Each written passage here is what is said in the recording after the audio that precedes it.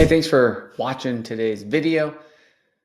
And I'm Dr. Tyler Williams, sharing with you some sleep tips to help you feel better, sleep better, and hopefully look and feel 10 years younger. That's really our approach to your sleep health, is what we call the 10 years younger approach, where we want to help you essentially non-surgically feel and look 10 years younger. And a great way to do that is with your sleep. And today we're talking about blood pressure and your sleep and how those tie in together. But first, I just wanted to share a quick story of a family member I had years ago.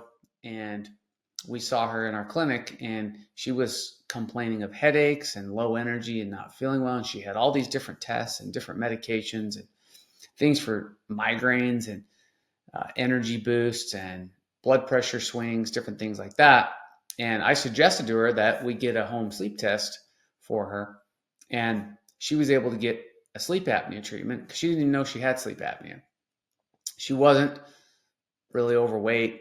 She wasn't the typical type of person you would look at and think of as someone with the historic heavy sleep apnea. But upon testing, she was found to have pretty severe sleep apnea. And she was treated with that and is still successfully treated. And she was amazed how quickly and how much better she felt, and how her headaches started to dissipate and her energy boosted, and a lot of other health problems went away. And so that's really what we found with sleep, is it's hopefully how you're going to spend the next third of your life, is sleeping.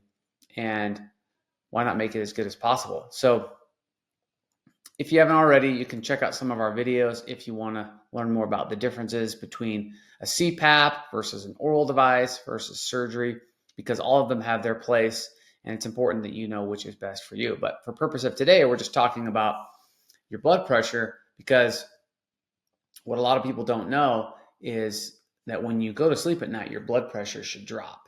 But if you have a sleep disorder, it can elevate by 10 to 20% or even more.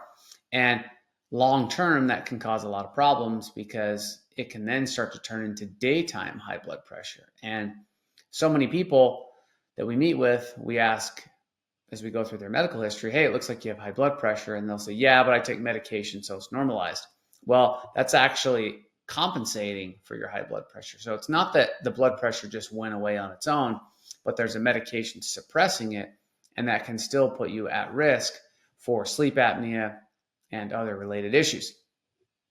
People with untreated sleep apnea are more likely to have an ischemic stroke. And what that is that's where a blood clot goes to your brain or some other part of your body and causes you to have a stroke, which can be very debilitating or life-threatening.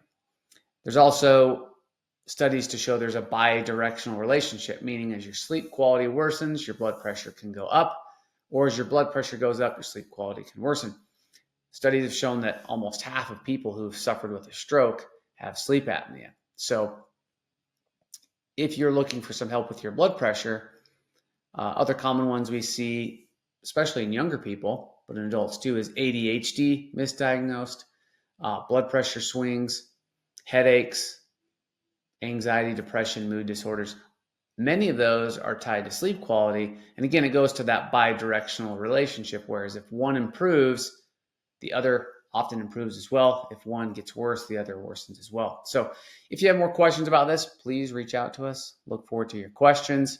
Hope you have a great night of sleep, and thanks for checking out this video. We'll see you on the next one.